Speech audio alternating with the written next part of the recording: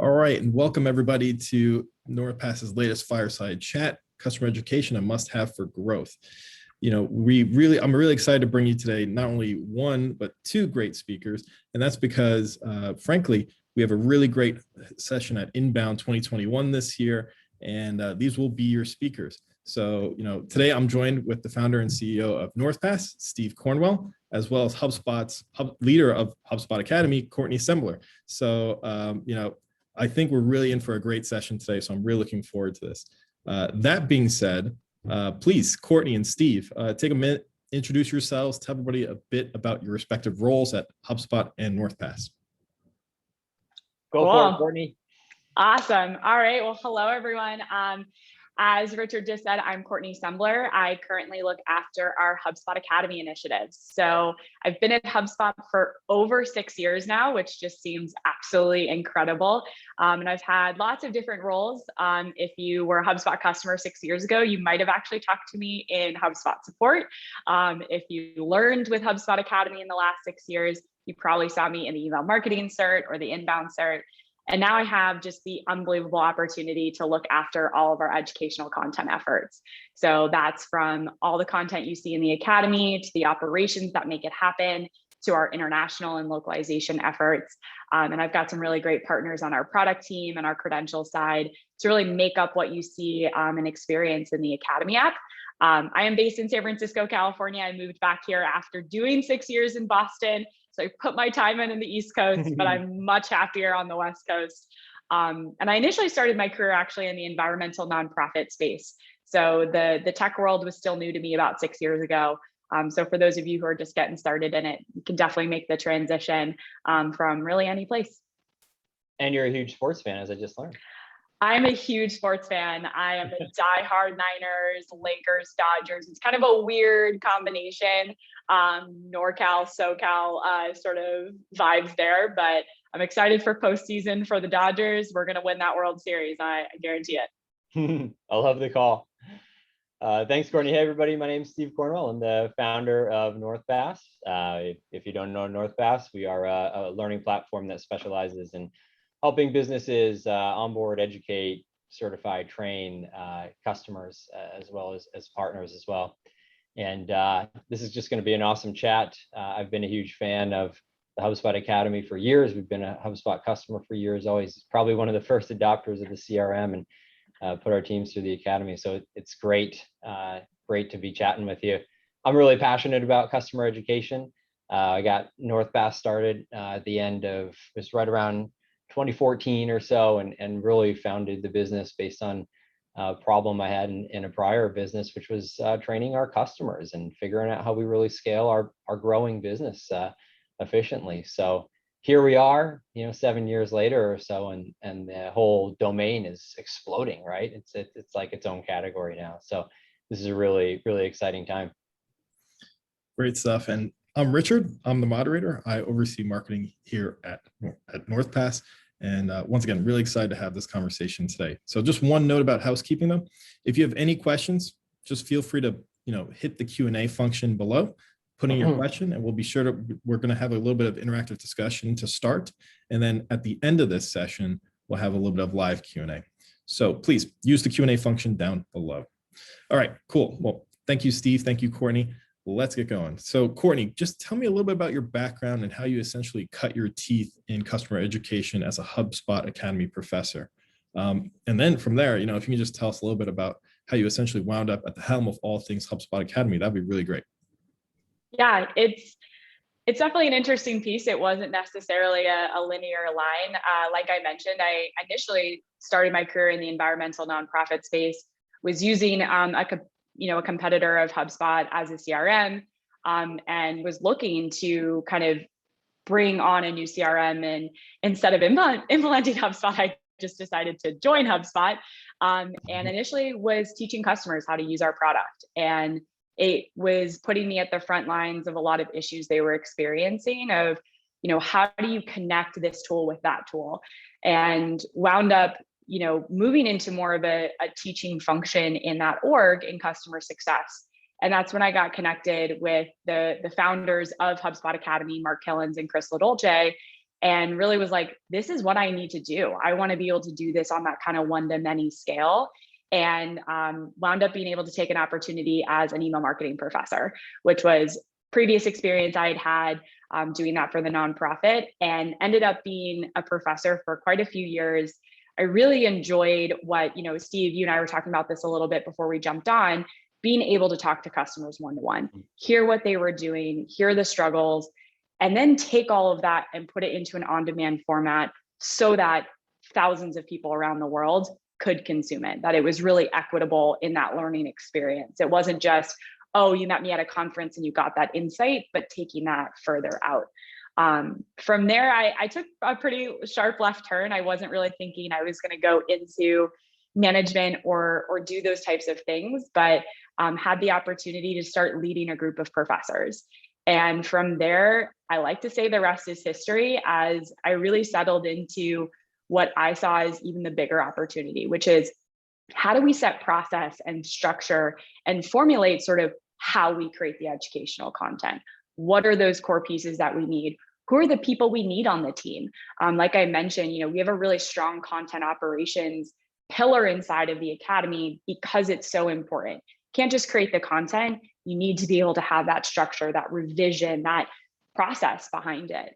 And so over the course of the last few years, took on more and more of those responsibilities.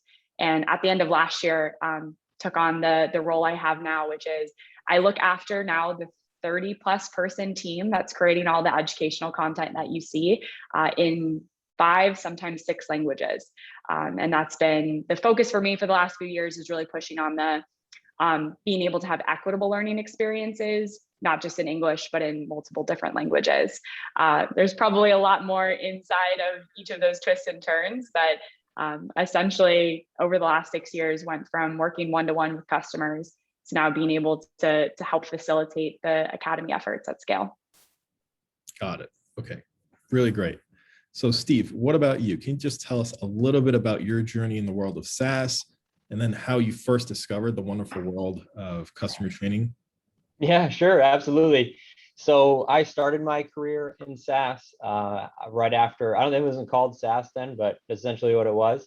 It came right out of university and went right into an earlier stage startup. And ultimately we were very early on collecting data from hundreds of retailers around the world and processing that in really meaningful ways and selling that back to the manufacturers who supplied their stores with goods. And one of the things that we were doing there was we were essentially retraining the entire retail industry about how to think about sales of their products, and teaching them that the better way to think about it was to think about how the product sold through to the end consumers, as opposed to just selling product in to the retailer and then not really looking at what went beyond that and how it landed at the end consumer. So it was a really cool business. We were growing really quick, and we had this problem where we had an enterprise data service that was sophisticated and complex, but we then ultimately had this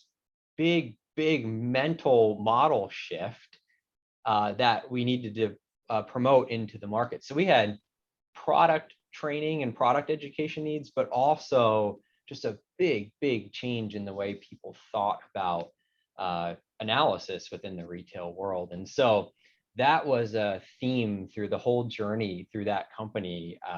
It was about a 10-year journey or so. And eventually that business exited, was acquired by a publicly traded company. And I went to work for them to help them run that business, which was a product line for them. And there I discovered that that training and education problem wasn't just limited to our small, scrappy startup that was doing these big things in the industries, but it was actually present at this very established, billion-dollar company that had a much larger footprint. And to me, that was the moment where I went, wow, this is really exciting. This is really a big need. And I think there's an opportunity to fill some space here and deliver a lot of value.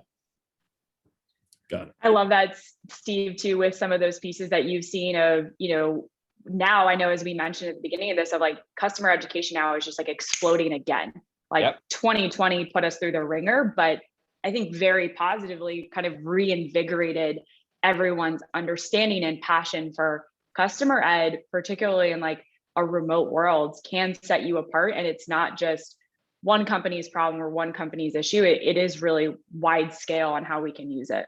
Yeah, it was remarkable to see how much learning was still taking place in person, right? Like in that company I described, that's what we did. We did in-person learning. We scheduled it for the customer sites. We paid the travel expenses. We went out, right?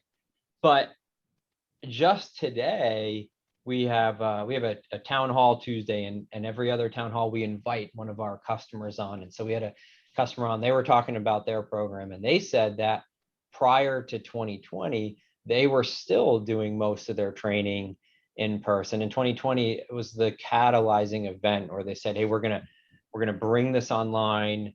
We're gonna make this much more accessible, much more open, much more on demand. And so I think while we're so used to doing Zooms and online learning, like in our world, like the broader market, I think, is still wrestling with the transition to customer ed and the digitization of customer ed too. Yeah. The online piece is such a, kind of nugget in there, which is people have tried to do it. It's such a great scalable way to bring customer ed out, but we still, I know it feels like forever because we've kind of lived through 2020 and now 2021, and probably not the ideal circumstances, but I hope it continues to push folks to think about how they can bring this out into the scale piece that can be so successful. Oh yeah, we're seeing it.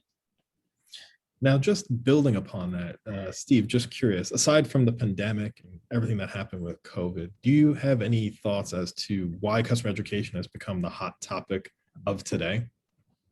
Yeah, so I think that there's a lot of reasons. One of the reasons is that I think we're in like the most competitive market environment the world has ever known. Whatever industry you're in, whatever category you're in, we're in a massively competitive time. If you just look in, I know we have a number of software companies on the line right now, and if you just look at your own category of software, you look at like the G2, right? It's like a scatter shot of logos everywhere. It's amazing.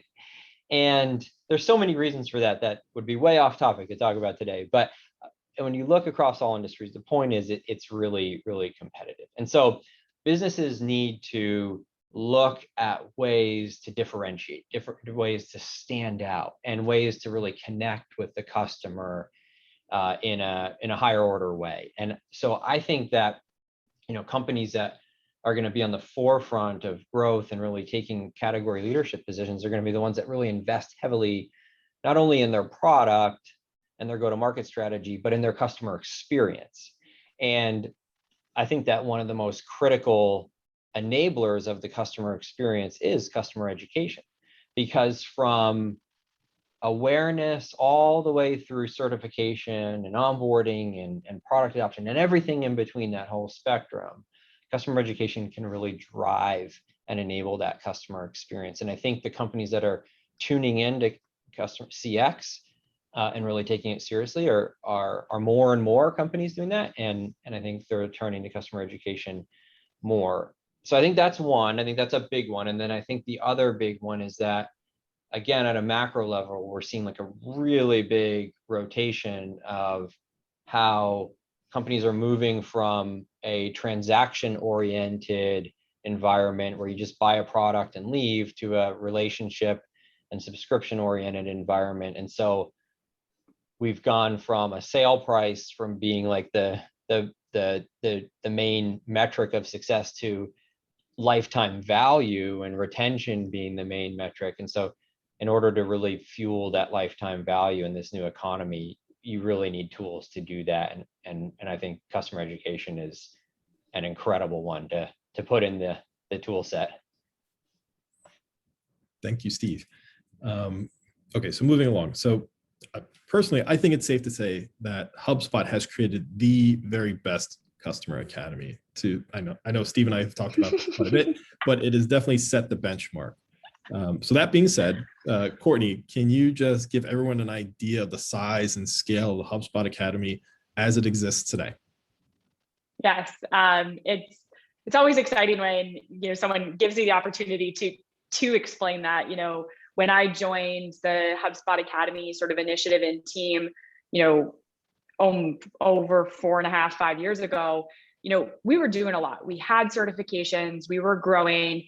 HubSpot was really moving through this transition from a linear inbound methodology to what we see now, which is this flywheel. Really, Steve, you just touched on that, being able to start to build that momentum in there. I wanted to jump in and be like, you're talking about the flywheel, don't forget to mention it. No more funnels, no more funnels. And because of that, a lot of what you saw was HubSpot Academy went from this really great foundation that we had to pushing on that scale lever just really hard. And a few things happened that sort of pushed us into where we are today, which is we really focused on updating all of our educational content in a really very consistent basis. Something changes, change happens in Academy. Something moves, we're making sure that's happening there. And that really pushed us to be, well, we could make a lot more content. So right now, the HubSpot Academy learning platform has over 550 lessons. So it's kind of sort of bite-sized content, usually 20 to 30 minutes, which roll up into over 75 different courses, with about 30 of those being a certificate base. So you can take an exam and get a credential for passing that content. Our library is fairly expansive, and it really serves kind of our three main personas that we really identify. HubSpot customers being the main. Folks that are marketers, sales, services, using our main hubs across the board, really providing that educational content to them. The second piece is those developers. HubSpot has great developer tools, and we're really expanding into that. So we do have developer-focused education. And lastly are our partners, the folks that are reselling HubSpot, servicing our customers. We actually gate their content off. So that 550 I mentioned isn't inclusive of the partner content that's available to them. Our learning platform that we've built internally with our really great support from our product team enables us to do some of that, where a partner can go in and they see everything versus a customer can go in and just see what's really right for them. And we do that in 6 languages. So English, Spanish, French, German, Japanese, and Portuguese. And the way in which we do that, I think, is really cool. Something that I'm hoping the industry really catches up to and invest in, which is we partner with our localization team.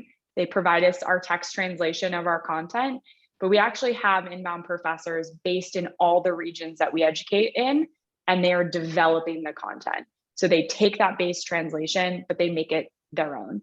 It's contextual, it's regional examples, and most importantly, they can then be the catalyst, the voice, the person in that region for customers, partners to connect with.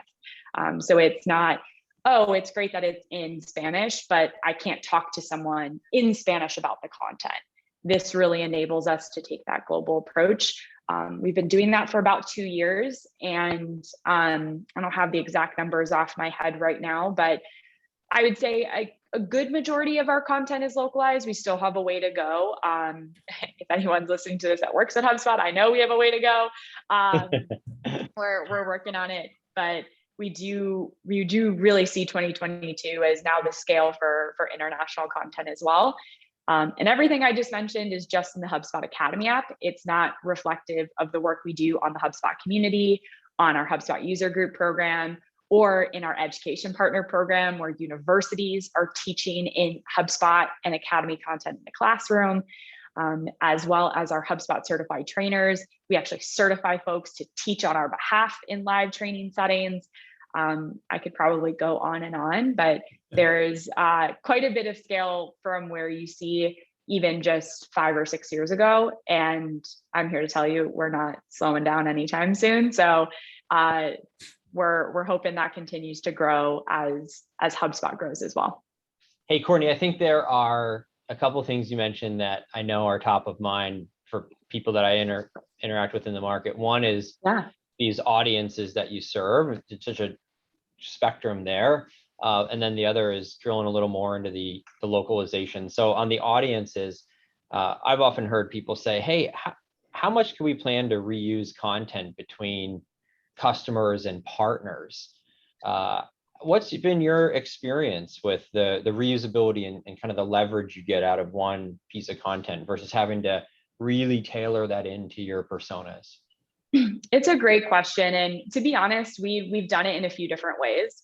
And we've really sort of pressure tested what our partners can and cannot handle and gotten that feedback from them. So before I go into, what we've done for Academy, I would just really encourage anyone to do that testing, see what works best for your partners, because they might need something different. For HubSpot partners in particular, essentially, we treat them in both ways. So they are both a customer and a partner. So we build that foundation for them. The product training that you see, all of the inbound cert stuff, we expect partners to go through that. And in most cases, it's actually prerequisite content for their partner content. Yeah. So we funnel them through that as a requirement. So we're not redoing that when they get to that partner side. The one caveat to that is our partners are such great voices for us. We will tailor some content, particularly behind the scenes when we know we're about to launch products, and make sure that's available to them before it's available to customers. So getting them prepped to sell Operations Hub that we launched in April would be a great example.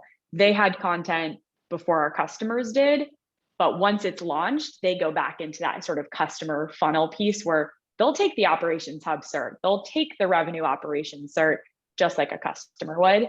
And then we focus their partner specific content on the program, how to sell, how to demo, the things that really are going to set them apart as a partner versus can they use the Marketing Hub tools, which they should be able to use it just as customer. And the piece that we love about it is then when they service or work with that customer, they speak the same language. Yep. They've taken the same certification. They've gone through and heard it from the same perspective. They're really there with the customer. That's great. And then same question on the localization front. You have a base piece of content. It goes out to all over the world, all the different languages, different markets. How much reusability do you think you get on that piece of content? Yeah, the localization piece is, wow, it has been a learning journey. I personally have found it to be one of the biggest growth levers in my own career, because once I dipped my toe into it, I was like, oh, I'm just going to get sucked right in. And this is going to be something that carries with me for forever now. But the reusability is sort of kind of on the same vein. We do develop content for each region and each language. We don't see a ton of cross there. Someone who's learning in French isn't necessarily learning in German, but then that content can get repurposed, which is why our library is growing so consistently in non-English, because we kind of take, if we built this certification in French, we can now take some of those lessons and kind of feed them into other courses to kind of help expand. I would say we're close to having the foundation in non-English that we've had in the past for English. It's, sort of a compounding effect. We've got more English content coming, so you're never going to catch up to it. Right. Which is why when I, talk to folks now that are just getting started with their customer ed programs, I'm like, start localizing. They're like, no, we're not there yet. I'm like, yes, you are, because you're going to talk to me in 6 years and you're going to be like, I'm so behind on localization. I'm going to be like, yep. You're never going to catch up either. Like, do it now, or honestly, it sounds harder than it is to get started with localization, because you learn so much so quickly. Build it into the process, right? Ground up, make it part of the process. Makes a ton of sense. Great. Thank you for some of those items. That's helpful. Of course. I could talk forever about sort of also identifying who your personas are. I think is really important from the start. HubSpot Academy started with just customers. Like we had the tunnel vision on, that's who we were servicing. And we sort of have tacked on more and more folks as time has gone on. And initially we really focused on customers that were using our Marketing Hub. It wasn't necessarily all products. It was what was a piece that HubSpot wanted to make sure folks were onboarded to immediately, which was the Marketing Hub. Yeah. we see that all the time too. Kind of starts in one place and then really spreads pretty quickly. Definitely. Yeah, so just building upon it, I think you touched on a couple of things, but I was just curious, Courtney. So what did HubSpot tap into early and understand early on in this whole journey, if you will, that's paying dividends today? It's a really great question. The biggest piece we tapped into early on was some of those on the ground feedback from not just customers, but from the folks at HubSpot that were servicing customers. So our customer success team, our sales folks, understanding where they were having problems, closing deals, onboarding people, and inserting educational content there. So, if you were learning from HubSpot Academy in 2012, it was live webinars 3 days a week on the 3 products in which customers were having the most problems with, blogging, landing pages, CTAs. Like, that was the fundamental of being successful with our initial product. And that's where we leaned into education. And so I think the biggest piece that we tapped into was you could have done everything from the start, but identifying where the biggest pain points were. And again, putting that tunnel vision on, those blinders of like, we're only going to do this. I think biggest pitfalls, but also biggest advantages we've had is, taking on too much. There's been points in our journey where we're like, we're going to do it all. And then like the next year, we're like, we're not going to do it all. Like, you kind of have that back and forth.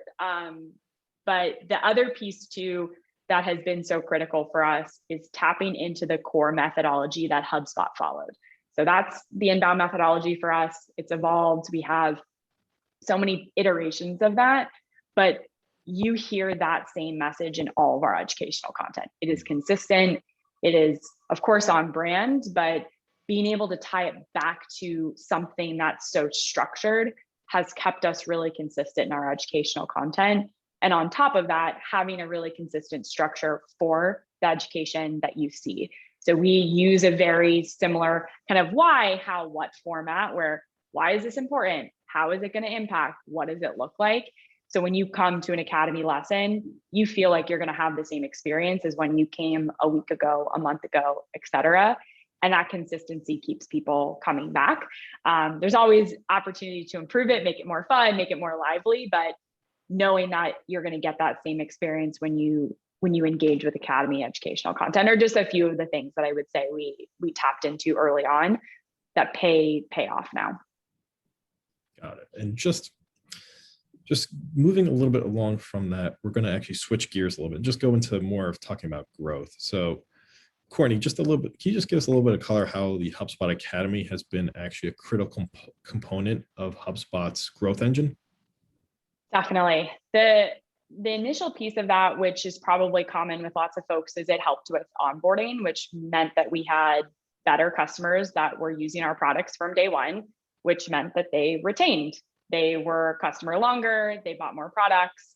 And from there, a lot of those pieces came to where we are today, which is we really focus on how many customers or the percentage of our install base, our customer base is using Academy content. And then from there, are those customers more successful? And we find that they are, whether that's they retain longer, they have more products, they have more usage. And so the growth engine that Academy really leans into for HubSpot is, we have over 100,000 customers, great, but we want to have more than that. We want to be able to make sure those folks are successful. And so they lean on Academy to make sure that that is happening rapidly. All your customers are onboarding new team members, which is one of the biggest pieces HubSpot Academy can be beneficial to any customer is we can help train your team so you can focus on the things that are going to make you successful. And then sort of on the second piece of that, which came a little bit later, was the acquisition, being able to bring in new leads to HubSpot from Academy. It's such a great entry door for any potential customer because we do part of that sales process with you. We show you why the product is valuable. We help you understand what it's going to look like before you even talk to someone about purchasing the products. So really it's been, again, going back to the flywheel, sort of touching on all of those pieces: attract, engage, delight. We want to delight you once you're a customer, but we're going to attract you as well through Academy. Got it. Okay, so Steve, sticking along that same thread of growth and focusing on that, just want to zoom out a bit. How do you see customer education fueling growth for today's businesses that are actually prioritizing learning-powered initiatives? Sure. I think Courtney captured a lot of it. And I think that one of the key items here is that there's been a big change in mindset of learning just being for like HR leaders to ensure compliance across an entire business. And now it's actually looked at as a real enabler for growth. And that's just unlocking tons of creativity for customer facing teams, product teams to really think about learning as an enabler across that entire customer journey, that entire customer experience. And so, I'm talking to customers every week that are looking at using learning or actively using learning as a customer acquisition mechanism to look at driving people kind of through the flywheel and converting them into actual customers by educating them on how to use a product, how to use the service, what the value is going to be. I think that's a really innovative and unique approach to content and to education that gives people more and more than just like a blog post, for example, right? And so I think we're seeing that as a new emerging area of customer ed, is this whole application of acquisition.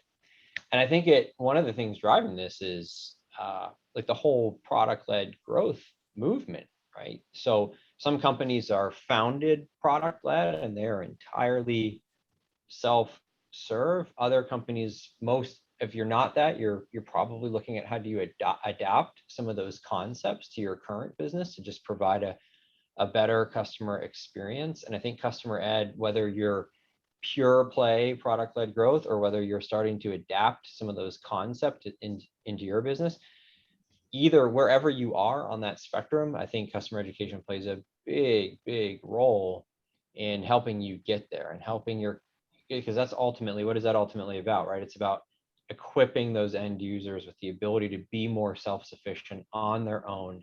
And when they are, they're going to be more successful because they've learned how to do what they need to do completely on their own. So I think customer ed plays a really big role in that movement as well. And I think, like, lastly, a little more traditional use of customer ed, but certainly not one to be understated, is when you are using customer education effectively, you do get more time back from your support team and your services team, and they can focus on more strategic items like developing the accounts, growing the accounts, expanding the accounts. So I think that's a real key piece too, that may be a little more in the origins of customer ed, but for good reason, and certainly not to be understated, even though there's some really new emerging areas of customer ed as well. Yeah, and on that point as well is, the traditional piece was that like kind of initial onboarding, but now, particularly if you're introducing new products, like thinking about re-onboarding and getting folks to adopt more, customer ed can just really keep, I like to think it keeps the lights on, but it also kind of is powering the sort of source energy. It's like recharging your Tesla or something. Yeah. It's keeping things going. Yeah, it is. And because how often, in this subscription economy, how often do customers cancel because like a new point of contact changed or a new admin came in? If you have, a platform where you have many different admins on, a new admin came in and maybe didn't understand things, and they were like an influential person within the business. And so I think that making sure customer education is addressing those points really helps with the scaling of a business, because it ensures all the new people to the game, to your user base, your install base, are really up to speed. And I think that's really key. Definitely. All right. Thank you, Steve. Okay, Courtney, this one's for you. So given what HubSpot's been able to accomplish with the HubSpot Academy, where has the HubSpot team seen the biggest impact? Now, just for example, we're talking about customer education, product adoption, certifications, brand awareness, brand consideration. What say you? That it's a great question. I honestly, the biggest piece is that certifications. Like the certs are such a catalyst for so many other things. Being able to have verification in the market that your customer, your client, whoever has learned these skills, we've given them the thumbs up that everything is good. It becomes the prerequisite for partner content. We will have discounts on onboarding or on lots of different things because you're certified. The certifications is really where we've seen the most impact, and where we also are able to really push a lot on that educational piece. So you're not just learning with us, but you're able to apply it. You're able to go through that, what we have as an exam, but also we've got practicums and practical exercises, which are all part of that certification to do that verification. And so, I always like to think about it, HubSpot's a sprocket, and you kind of have these things that are going off. Like if the certification is really in the middle, you're able to have that individual get the verification of their knowledge. You're able to show the market that that person is either going to be able to perform a skill, already knows how to perform that skill. And then lastly, it is such a great opportunity then in the market to get our brand out there. So people post it on LinkedIn, it becomes viral. I see that Steve got the inbound cert. I'm competitive with Steve. I'm now going to go get the inbound cert. It really helps with a very hands-off, and it's very in tune with the inbound methodology, which is you delighted someone, they found value, they share it, they encourage someone else, and that person gets certified.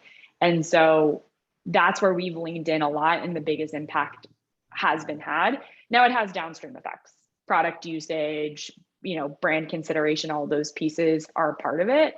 But I would say that that's certification growth and the validity in the market that it provides is where HubSpot has seen the most value from Academy over a long period of time. And I think it's awesome. That's awesome. And I think it's also really impactful for the end user, right? Because then the end user's personal brand and career growth really gets a nice boost. I mean, we're looking at growing our content marketing team this year, and we're looking for content marketers. And one of the filters that we applied was, are they HubSpot certified, right? And so, and if they are, then that's more valuable to us. So I think as an employer, so I think the certification's amazing from a brand awareness point of view, and also from just like an end user career trajectory point of view as well. Definitely. And one of those pieces too is it's so accessible. A HubSpot Academy account is free. You don't need to be currently employed. You don't need to purchase something. And so, in the market today, I think that's something that I'm really passionate about, is making sure that when an employer does filter by, are you certified, that's an equitable thing, because it is. Anyone can get certified. And so you're fresh out of college, you're doing a job change, you got laid off during COVID, no big deal. Come get certified, and you're going to be able to get a leg up in many cases on another candidate. And that's why, again, to your point, it's so valuable to that individual that they're able to share it, and that their employer knows what it is.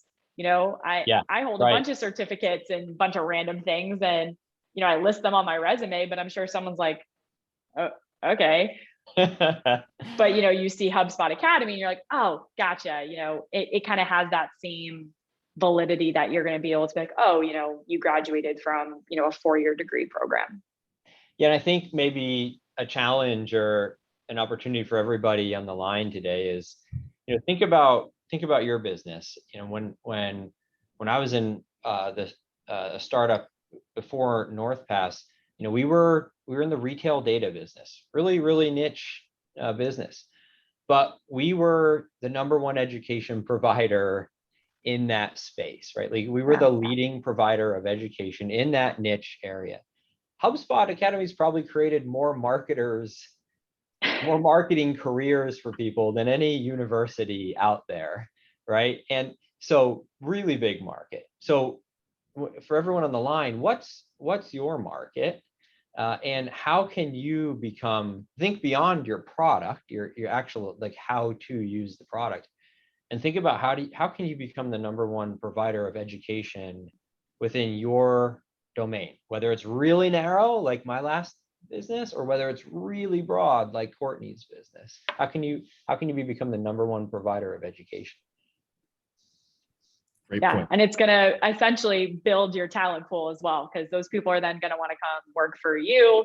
I will say that's a piece recently that's happened quite a bit. You know, most folks that we've hired to the HubSpot Academy team were passionate about HubSpot Academy. They used it to get a job, they used it, and their dream became, I want to work for HubSpot Academy. And, you know, I'm not necessarily in the business of making dreams come true, but like that's what it feels like sometimes when these people come and they're like, I learned with HubSpot Academy for the last 6 years, and now I work here and create educational content for our learners. Like, whoa. And it's a really exciting opportunity, but to your point, like, anyone can do that. Even if you're in those big market spaces, there is going to be pockets where education doesn't exist. A few years ago, when the EU decided to roll out the GDPR, that was a huge opportunity to provide something that was niche in a big market that had an impact. And being able to find those different pockets for yourself. Yep, huge. Good stuff all around. This next question may actually involve certifications, but I'll let you tell us, Courtney. So it seems that, you know, as more folks I've engaged in the customer education community, keeping people engaged in their respective academies is always one of the top challenges. So Courtney, just out of curiosity, do you have any tips or tricks there for today's attendees? Yeah, it's such a great question, because it is going to continue to be a challenge, because also folks don't just learn on one platform. I know I don't. Like, HubSpot Academy isn't the only platform I learn on. And so keeping them coming back to yours. The biggest like tip or trick that I have that's been working really well for us is tying the learning to something very tangible for the end user. So we have some like automation flows where, you know, let's say, Steve, you started a blog post on HubSpot, but you never published it.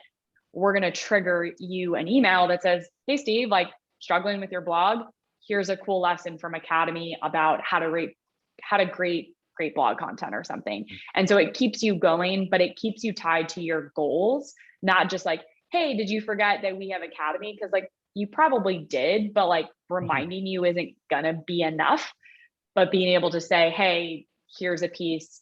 Now, certifications tie into that. Our certifications do expire, so we encourage people to come back, get recertified, which is helpful. I think it still feels a little bit like, you know, the teacher telling you did something wrong, technically, like, hey, you got to come back, versus you want to keep learning, you want to keep growing. And so that automation piece is key. The other piece of it is continuing to expand your library. What people were struggling with 6 months ago isn't where they are struggling today. So keeping that content library fresh, adding things, keeping pace with the industry, providing new experiences. So we're collaborating now really closely with our HubSpot community. We've launched study groups and office hours and trying to introduce new ways for folks to engage. It can be tough to stay constantly ahead of the game, but to keep folks engaged, you need to continue to have some good stuff there. The biggest tip or trick, and I know it sounds a little cliche, is continuing to have great educational content. If you start to slip on that, they're not going to come back. And I don't blame them, right? If you produced a really high quality cert and then the next one that came out was sort of like, okay, like taking the time to create great educational content, having clear learning objectives, having high quality is such a lever for growth in the long term, because you build that trust. Someone's going to come to you and know it's going to be of the quality that they're looking for. Yeah. Got it. All right. Well, I just want to be a bit mindful of time, and I do want to get to the Q&A that we do have here. So I'm just going to skip ahead a bit. So, you know, just one question for the both of you. If you had one key insight for any customer education professional that's joined us today, what would that be? And Courtney, I'll let you go first. Oh, you're going to put me in the hot seat? I wanted to hear Steve's answer first. So the one insight that I would have, and it's a little bit more like behind the scenes pieces, which is having a really clear structure on how you create educational content for your team, because it enables you to continue to hire lots of people and create educational content at scale. If every single one of your content creators does it a little bit differently, you're not only going to have like kind of sort of a lot of strange things happening in the end product, but you can't grow your customer ed team as quickly. If you have a really strong foundation on like how things get done, then, Joe Schmo that gets hired, 20 months after you started the program is going to create content the same way as your first person did. And having that consistency for your operations is huge. I will always go back to operations as the key to any customer ed success. You can have the best video equipment, you can have the coolest person on camera, you can have the hottest topic. If you can't keep that content up to date, you can't localize it, and you can't replicate it, you're going to get a bunch of leads from that one time, and then it's going to drop off. You really want to think about momentum versus like the spikes in your educational experiences. And so my insight is, if you haven't thought about operations, connect with me on LinkedIn. I will talk to you about operations until your ears bleed. And if you haven't thought about localization, think about it now, because I promise you, you'll be thinking about it 6 years from now, and like me, kind of kicking yourself a little bit. So Courtney, I think Courtney gave everyone some really sage advice on how to scale.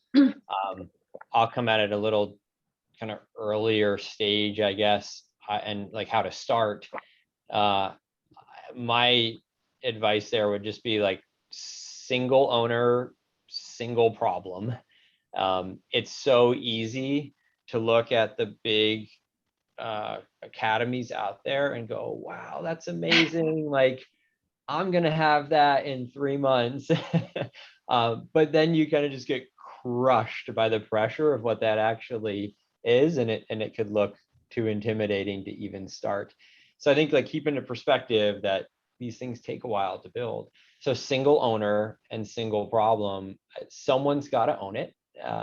And it doesn't really matter who, just like whether it's someone in product, whether it's someone in customer, whether it's someone in marketing, find an owner, someone who's like super passionate about this. Just like Courtney was the person that was like training all the customers, like she's really passionate about it.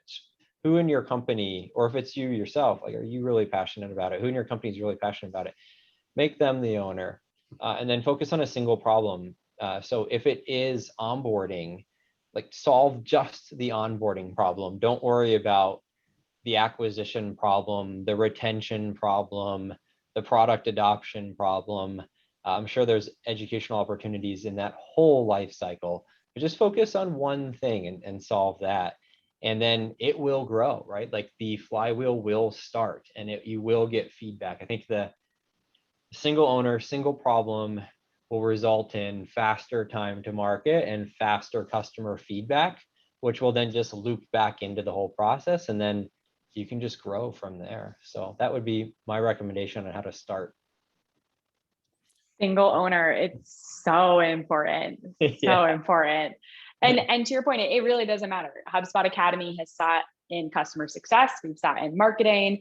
We've got folks in product. Like I would argue you can put an academy in any sector of the business anywhere, and it can be successful. So I think we should like have a separate like debate, and we should do like a debate structure where everyone's like, it's in product, it's in marketing, it's in CS. Just let's see who can win that one.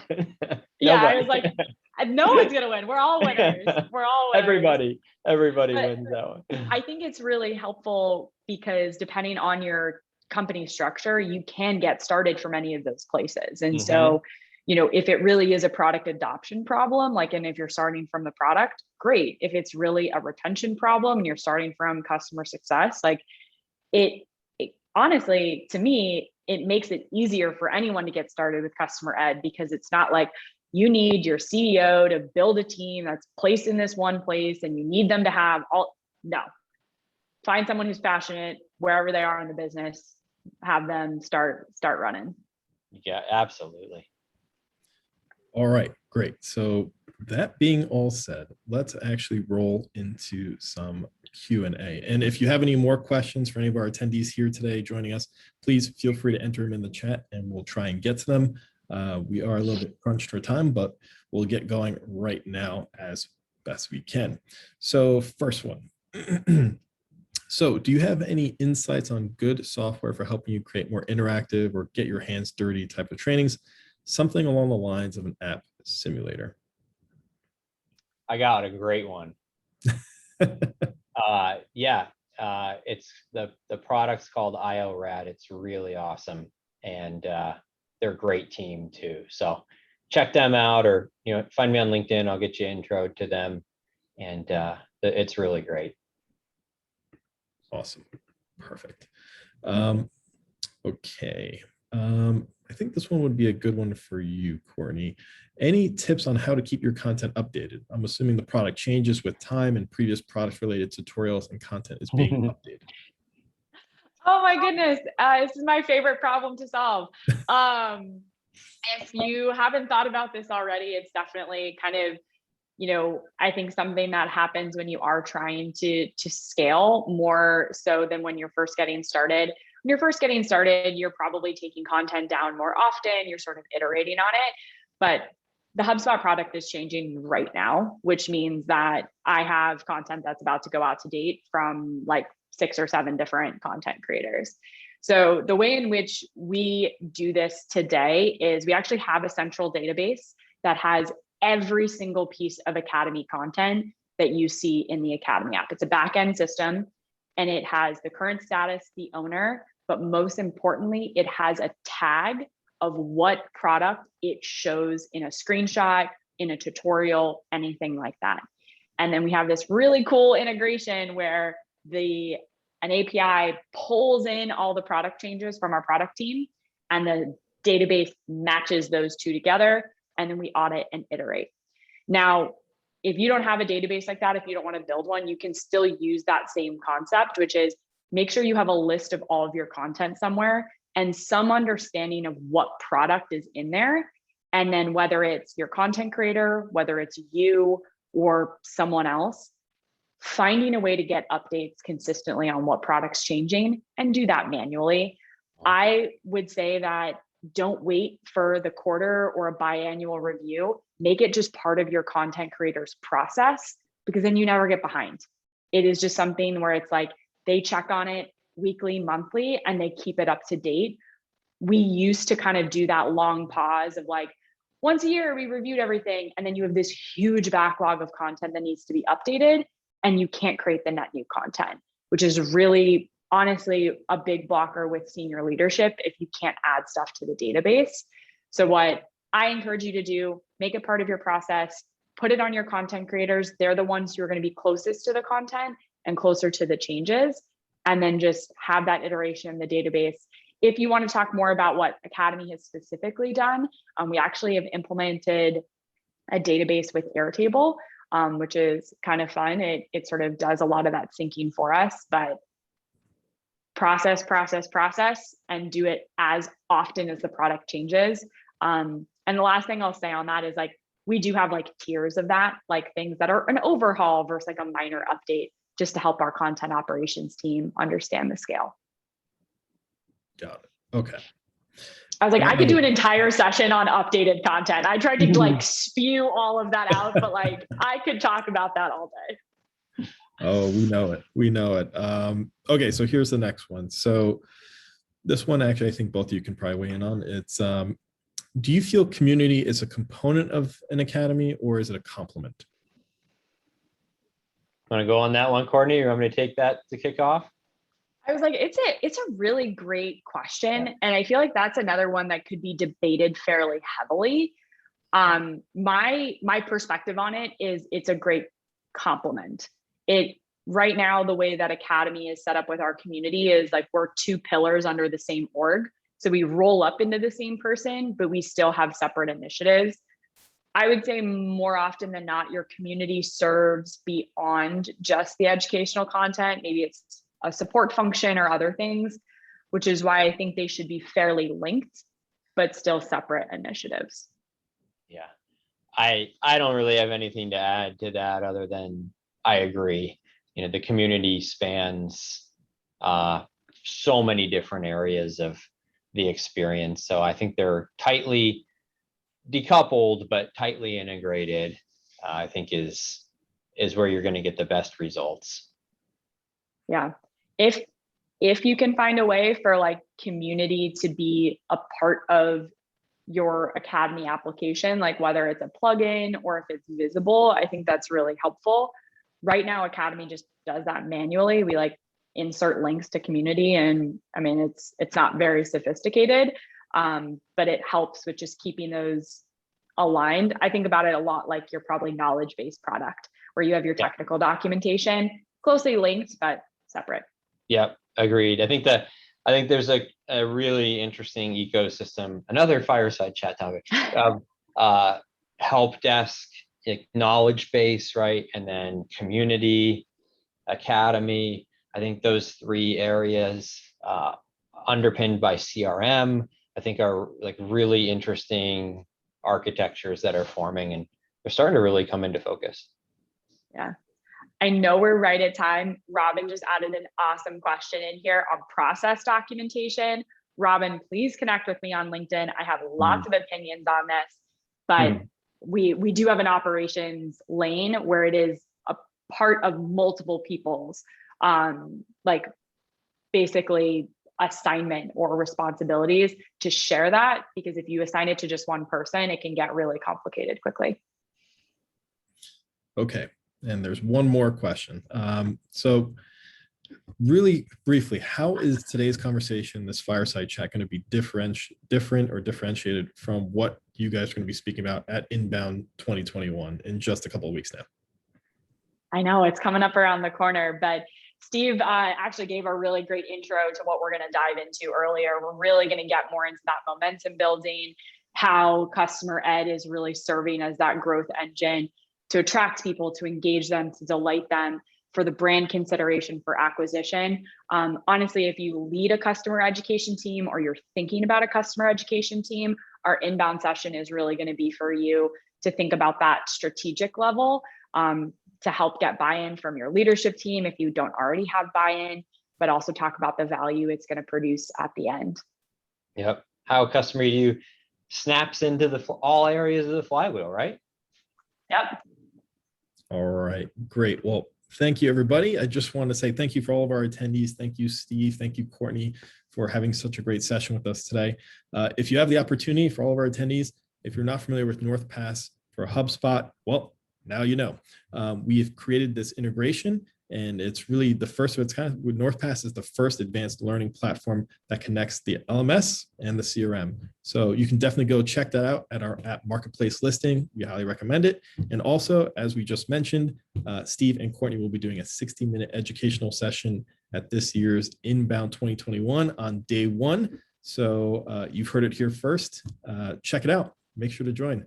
Aside from that, thank you for joining us, and we'll see you soon. Hey, thanks everyone. Awesome. Courtney, Richard, thank you. All right. Thank you both so much. Chat soon. Okay, see ya. Bye. Bye.